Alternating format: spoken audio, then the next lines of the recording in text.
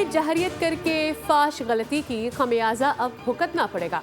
वजीर आजम शहबाज शरीफ का कौम से खिताब, कहा भारत समझ रहा था हम पीछे हट जाएंगे, वतन की हिफाजत के लिए खून के आखिरी कतरे तक लड़ने के लिए तैयार है।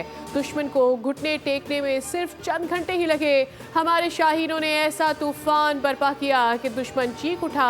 भारत को जिन तैयारों पर गरूर था वो राख बन चुके हैं।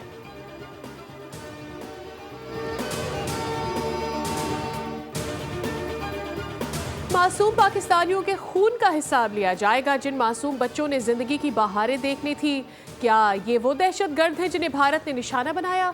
हमें भारत से इसी तरह की चीज़ों और बर्बरियत की उम्मीद थी। DGISPR की न्यूज़ ब्रीफिंग, कहा 6 और 7 के शब बच्चों और 31 मासूम शहरियों को शहीद करना भारत की दहशतगर्दी है और इसका हम भरपूर जवाब देंगे।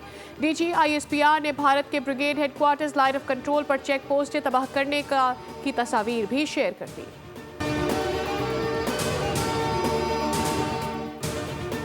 रात गए भारतीय पंजाब के शहर अमृतसर में ब्लैकआउट। इंतजामिया ने शहरियों को बाहर की लाइट्स बंद रखने का हुक्म दिया। अमृतसर एक्स पर टॉप ट्रेंड बना रहा।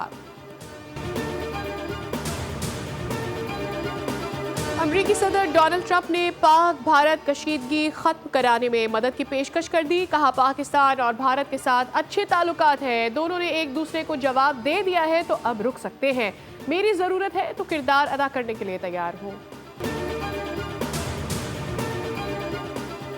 नायब वजीर आजम इसहाक डार का तुर्किया के सरकारी टीवी चैनल को इंटरव्यू, कहा भारत ने पाकिस्तान के खिलाफ जंगी इकदाम किया है।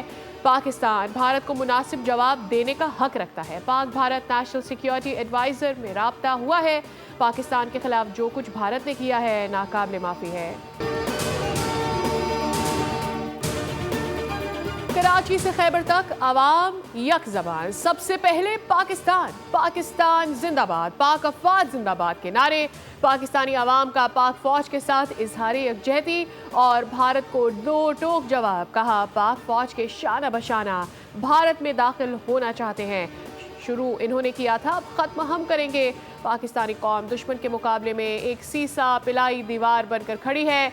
भारत एक बुज़दिल दुश्मन है जिसने रात की तारीकी में निहत्ते मासूमों पर हमला किया, मगर हम ऐसा नहीं करेंगे। हम तुम्हारे घर में घुस कर मारेंगे।